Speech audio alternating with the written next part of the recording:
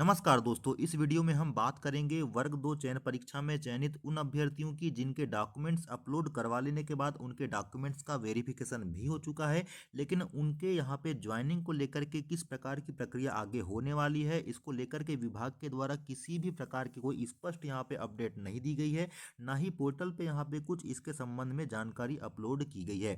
लेकिन विभाग के माध्यम से किस प्रकार की चीज़ें आगे होने वाली है आपके वेरिफिकेशन हो जाने के बाद, दोस्तों इसकी हम यहाँ पे इस वीडियो में बात करेंगे। आखिरकार आपको कब तक यहाँ पे ज्वाइनिंग देखने को मिल सकती है, इसकी भी बात करेंगे। इसके अलावा वर्ग 2 चयन परीक्षा में वे अभ्यर्थी जिनको वेटिंग अलॉट हुई है उनकी काउंसलिंग इसके बाद कब शुरू होगी और आखिर उनको भी कब तक यहाँ पे ज्वाइनिंग मिल पाएगी, तमाम प्रकार की चीज़ों को लेकर के हम यहाँ पे सटीक में और संक्षिप्त में यहाँ पे बात करने का प्रयास करेंगे।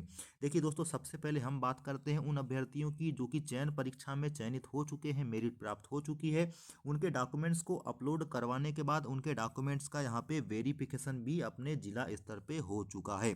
तो आखिरकार उनके लिए क्या अपडेट अब यहाँ पे हो सकती है, जैसे कि आपको पता ही है दोस्तों कि न्यायालयीन प्रकरण की वजह से यहाँ पे जो डॉक्यूमेंट्स अपलोड करने की प्रक्रिया थी उसको थोड़ा सा बढ़ा दिया गया था और बढ़ा करके इसको आपके 10 जनवरी कर दिया गया था और आपके 15 जनवरी तक इनके डॉक्यूमेंट्स का वेरिफिकेशन होना था। इसके अलावा भी यहाँ पे एक दिन और बढ़ा करके 16 जनवरी आपके डॉक्यूमेंट्स को वेरिफिकेशन करने के लिए यहाँ पे डेट को कर दिया गया था।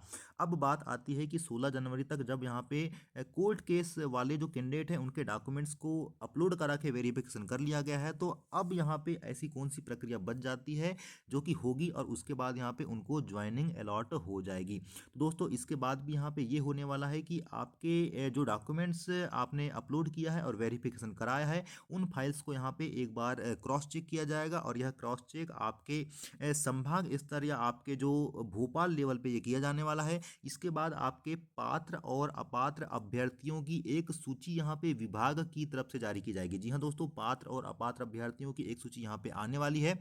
उन पात्र और अपात्र अभ्यर्थियों में जो अभ्यर्थी अपात्र हैं उन अपात्र होने के अभ्यर्थियों का कारण यहाँ पे दिया जाएगा, किस वजह से अपात्र हैं, किस विषय में वो शामिल हुए थे और अपात्रता का कारण यहाँ पे क्या हो सकता है, सभी चीज़ों को मेंशन किया जाएगा। इसके बाद जितने भी पात्र अभ्यर्थी हैं जिन्होंने यहाँ पे वेरिफिकेशन सफलतापूर्वक करवाया जा चुका है जिनके द्वारा, उनको संभाग भी अलॉट किया जाएगा, क्योंकि आपने जैसे चॉइस फिलिंग किया था तो चॉइस फिलिंग के दौरान आपने अपने संभाग को भी चॉइस किया था कि पहले नंबर पे आप ये संभाग चाहते हैं, दूसरे नंबर पे आप ये संभाग चाहते हैं, क्योंकि वर्ग 2 का जो पद है माध्यमिक शिक्षक का जो पद है ये संभाग स्तर का पद है दोस्तों। तो जैसे ही आपने जो संभाग यहाँ पे आपने प्रेफरेंस में चॉइस फिलिंग में दिया था तो वह संभाग आपको आपकी रैंक के आधार पे अलॉट हो जाने वाला है। और जैसे ही आपको संभाग अलॉट होगा इसके बाद बात आती है दोस्तों आपके स्कूल के चॉइस फिलिंग की। जी हाँ दोस्तों, इसके बाद आपके स्कूल का चॉइस फिलिंग आपसे करवाया जाना है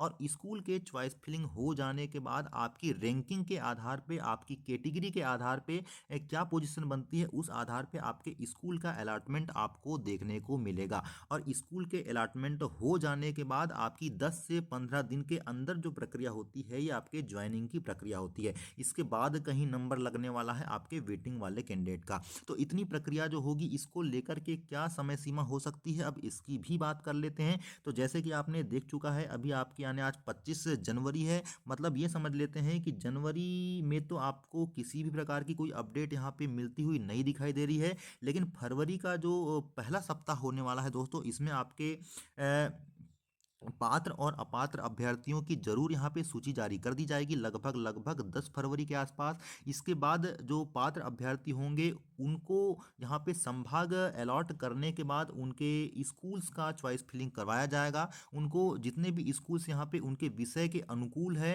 जो उपलब्ध हैं उन विषयों की उन स्कूल्स की सूची दे दी जाएगी और उसमें से ही प्रेफरेंस के आधार पे उनको सिलेक्ट करने के लिए कहा जाएगा। आप अधिकतम कितने भी स्कूल यहाँ पे सिलेक्ट कर सकते हैं, या हो सकता है कि एक समय सीमा आपको 50 या 100 स्कूल सिलेक्ट करने के लिए दिए जाएं। इस प्रकार से आप स्कूल को सिलेक्ट करेंगे तो ये पूरी की पूरी प्रक्रिया आपके फरवरी के अंतिम तक चलेगी। जी हाँ दोस्तों, फरवरी के अंतिम तक ये पूरी प्रक्रिया चलेगी। इसके बाद कहीं आपका जो मार्च महीना होने वाला है इस मार्च महीने में आपके स्कूल का आवंटन किया जाएगा और 15 दिन आपको यहाँ पे स्कूल में ज्वाइनिंग के लिए दिए जाएंगे। तो लगभग ये समझ लीजिए कि अगर 15 मार्च तक भी आपके स्कूल का आवंटन किया जाता है, अलॉटमेंट किया जाता है। तो 30 मार्च तक आप यहाँ पे स्कूल में ज्वाइन करने के लिए तैयार रहेंगे। मतलब नया सत्र जो आपका होने वाला है 1 अप्रैल से शुरू, उस 1 अप्रैल से नए सत्र के साथ ही आप स्कूलों में अपने प्रवेश करेंगे टीचिंग के लिए, जैसा कि इसके पहले वाले वीडियो में भी मैंने ये बात आपसे कहा था। अब जहाँ तक बात आती है कि वेटिंग वाले कैंडिडेट्स के लिए क्या प्रक्रिया हो सकती है, तो जो प्रक्रिया आपकी चयनित अभ्यर्थियों के लिए, जो मेरिटधारी अभ्यर्थी है उनके लिए है, वही प्रक्रिया आपकी मेरिट वालों के लिए होने वाली है। और यह मेरिट वाली जो प्रक्रिया है दोस्तों, आपके मई से जून के बीच में शुरू हो जाएगी खाली पदों के लिए। जैसे कि ईएसबी ने अपने यहाँ पे जो सूचना यहाँ पे जा रही है उसमें अंकित भी कर दिया है कि मेरिट वालों के बाद वेटिंग वाले जो कैंडिडेट है रिक्त सीटों के आधार पे उनको भी यहाँ पे लिया जाना है। तो लगभग जून से जुलाई के आसपास का जो समय होने वाला है, उस जून से जुलाई के समय में जो वेटिंग वाले कैंडिडेट है उनको भी स्कूल में ज्वाइनिंग होती यहाँ पे दिखाई दे रही है। इसके अलावा भी कुछ अगर अपडेट आती है समय समय पर तो उसको हम लाने का प्रयास करेंगे दोस्तों। लेकिन संभावित यहाँ पे ये है कि जो मेरिट वाले कैंडिडेट है जिनको की चॉइस फिलिंग जिनके द्वारा करवा ली गई है, लगभग ये समझ लीजिए कि 1 अप्रैल या मार्च के अंतिम अंतिम तक उनको यहाँ पे स्कूलों में ज्वाइन होते हुए देखा जा सकता है। और वेटिंग वाले जो कैंडिडेट है डेफिनेटली उनके लिए ये लगभग लगभग जून से जुलाई के आसपास हो सकता है। तो आगे भी इसी प्रकार की अपडेट के लिए चैनल से जरूर जुड़े रहें दोस्तों। आगे जो भी अपडेट होगी उसको भी लाने का प्रयास करेंगे। तब तक के लिए नमस्कार।